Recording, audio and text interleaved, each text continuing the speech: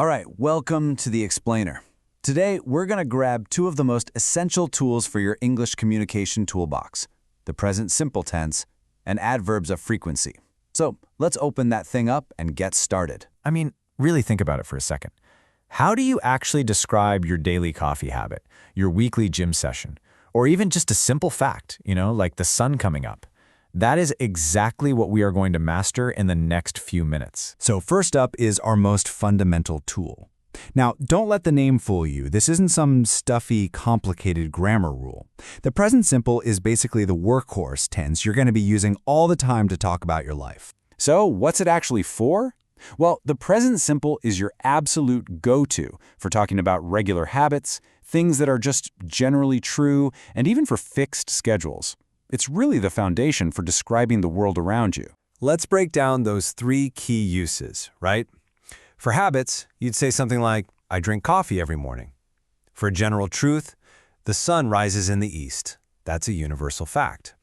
And for schedules, the train leaves at 7 a.m. See? You can already see how incredibly useful this is. All right, so now that we know what it's for, let's look at how to build sentences with it. It's actually way simpler than you think. But, and this is a big but, there is one crucial little detail that you have got to get right. And here it is. This is the core rule. For I, you, we, and they, you just use the plain simple verb, like play or live. No changes. But the second you start talking about he, she, or it, you've got to add that little s to the end. Plays, lives. That one little letter makes all the difference. So what about making sentences negative or asking questions? Easy. You just call in a little helper verb. You use don't or doesn't to make things negative. And you kick off a question with do or does. Now notice the really important thing here. The main verb, like play or live, it always snaps back to its original, simple form, no s. Okay, you've got the basic tool down. You're building sentences. Now let's add what I like to call a precision attachment. This is what takes your descriptions from just good to great, because it answers that key question, how often? And we're talking about adverbs of frequency. These are just simple little words that tell us if you do something all the time, some of the time, or maybe never. They're the absolute key to adding detail and, a bit of personality to your statements. Just think of it like a scale, right? At the very top, 100% of the time, you've got always. Then you come down a bit to usually, for things you do most of the time. Let's say around 85%. Often and sometimes fill in that big middle ground, and then right at the bottom, never is a flat zero. Using these words instantly makes you sound so much more specific. Okay, now for the final piece of the puzzle. This is the master step. It's not just what words you use. It's where you put them in the sentence. And honestly, getting this right is the secret to sounding really, really natural. It all comes down to two simple rules. Seriously, that's it. Rule 1, the adverb almost always comes before the main action verb. But, and you knew there'd be a but, right?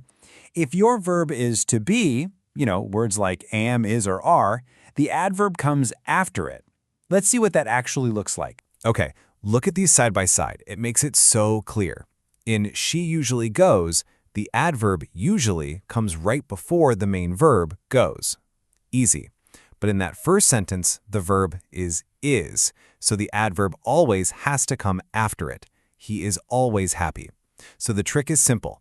Just find a verb first, and you'll know exactly where to put the adverb. All right, that's enough theory. You've officially got the present simple and adverbs of frequency in your toolbox. So let's put them together and really lock in what you've learned with a quick-fire practice round. You ready? Okay, first one up. How would you fill this in? Remember the two things you gotta check, the subject and the verb.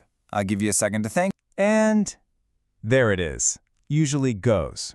Usually comes before the main verb go, and since the subject is she, we have to add that es to make it goes.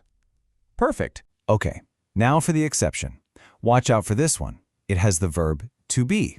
How does that change the word order? Exactly. I am never, the verb is am, which is a form of to be. So the adverb never just slots in right after it. You're nailing this. All right. Let's try a trickier one. This is a negative sentence and it has an adverb. So how do all those little pieces fit together? And that's how you do it. The negative, don't, comes first, then our adverb, always, and then the main verb, work. They don't always work. Fantastic work. And just like that, you've done it. By mastering just these two simple concepts, the present simple and adverbs of frequency, you literally have the essential tools to talk about your daily life, your habits, and the world around you with total confidence. So I'm going to leave you with a little challenge to put your new skills to the test right now. Think about your own life. What's one thing you always do and one thing you never do? Go on, try to put it into a sentence. Thanks for watching.